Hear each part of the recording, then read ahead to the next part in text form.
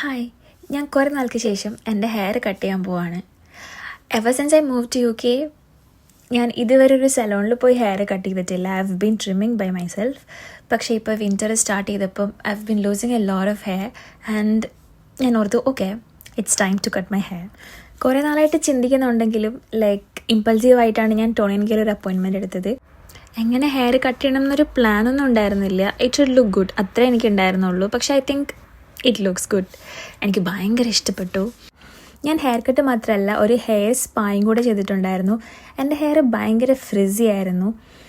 അപ്പം ഞാനൊരു anti frizz hair സ്പായാണ് ചെയ്തത്. ആൻഡ് അതിന് ശേഷം ഹെയർ നല്ല ഹെൽത്തി ആയിട്ട് ഫീൽ ചെയ്യുന്നുണ്ട് കാണാനായിട്ട്. അപ്പോൾ അത്രേ ഉള്ളൂ.